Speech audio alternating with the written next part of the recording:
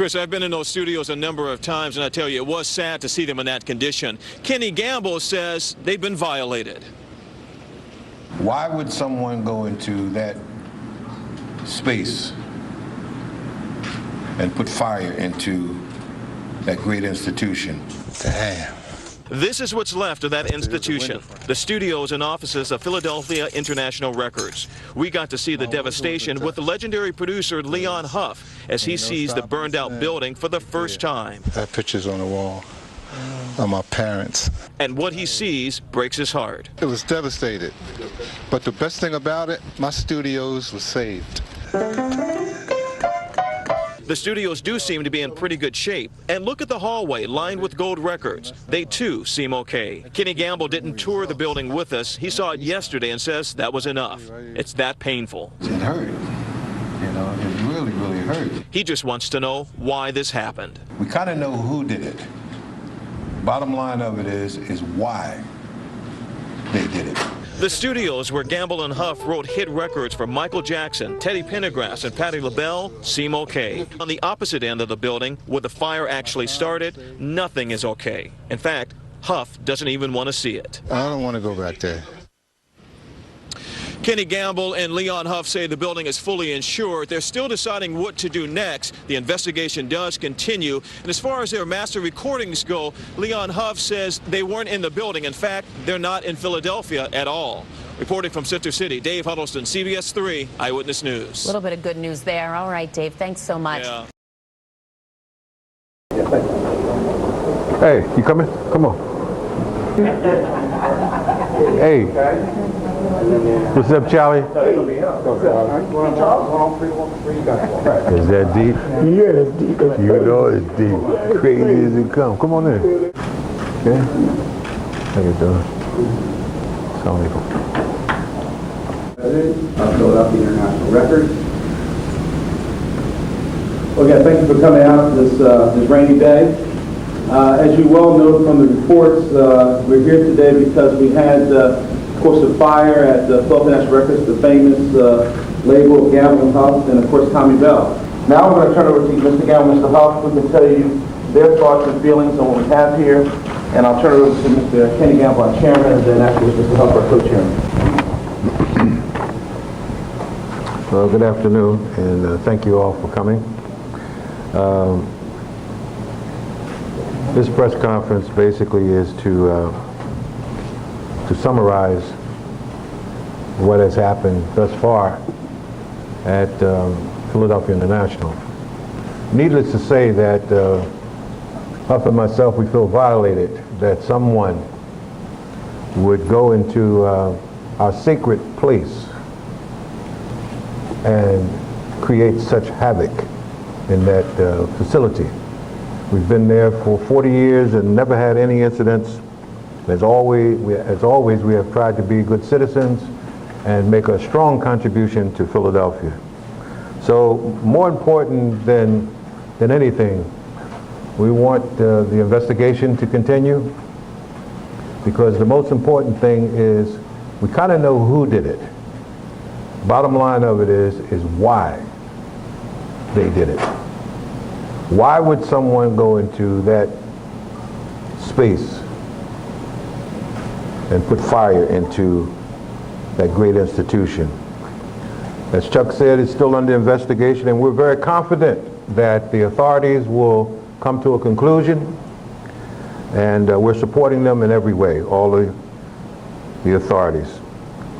And we're confident they're going to do a good job. As has been said before, it's very suspicious fire, and we are devastated by this event. I had the opportunity to walk through there yesterday, and I looked at the hallways where there was always music, fun, laughter, so many wonderful writers, producers, young people from Philadelphia and from around the country and from around the world who have come to that facility, and to see the devastation in that building is just unbelievable. So I thank all of you who have come here today, and to all of those out there who have called and wished us well, and we've gotten calls from all over the world. We thank you very much, and believe me, like Huff says, what do you say, Huff? Say we will survive, you know. And by the way, come on up, Huff, for a minute. By the way, and the other thing is that McFadden Whitehead had a song that was very, very popular. And so we're going to put this into a song because it was, ain't no stopping us now. So we'll take this here as, you know, every stumbling block can become a stepping stone.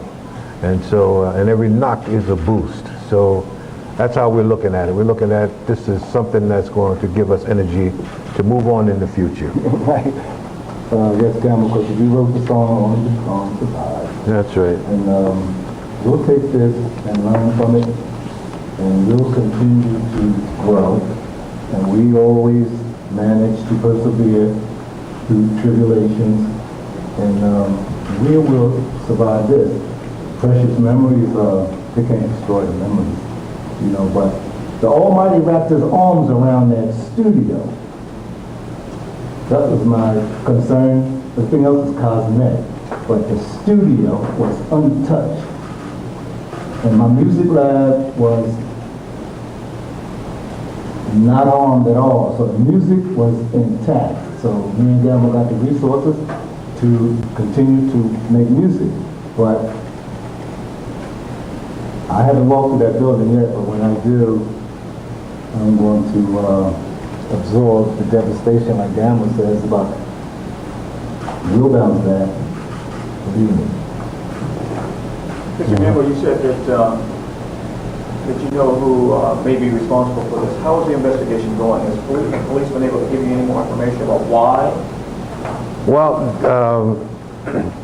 yesterday we were interviewed by the ATF and the detectives, and we gave them, we have cameras all over there, so they have identified someone on the cameras. They've seen the people who came in there, so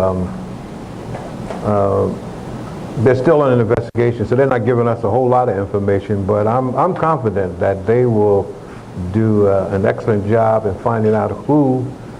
But more important to me, I want to know why would someone do this to that great institution? I mean, if you're going to rob a place, I mean, you know, you rob it and, you know, take whatever you want to take, but why would you put fire and try to burn it down? You know, so from what I can get from the authorities, you know, I think in the next couple of days they'll be able to tag on who it was. And like I said a moment ago, I'm more important. I'd like to know why they did it. When you went to the building the first time, what was your reaction when you saw it? When I saw the building, oh, it hurt. You know, it really, really hurt. You know, I was 26 years old when Huff and I purchased that building, and Tom Bell, who is our partner out in Seattle. And that's been my life. You know, every day I've been there.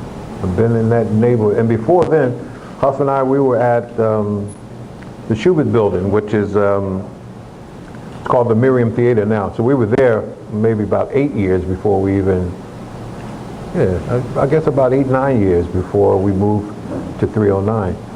And so I've been coming down to that area, you know, for about almost 49 years, almost 50 years since I was a teenager. So it's like the end of an era. But I have a sign in my office that says the end of one thing is the beginning of something else. So I take this as a new beginning.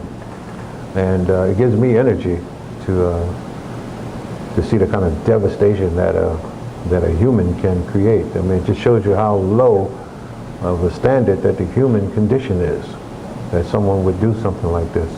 You can pull the name of the gentleman who was... Next door. Yeah. It seemed like it was locked. I didn't see Kyle in this way. You okay? All right. What's up, brother? Fire must have been raging. Yeah, it must have been hot. I have the other somewhere else. Yeah. What's up, please? I mean, in the, you know, the building. Yeah, Small. yeah. Cause see,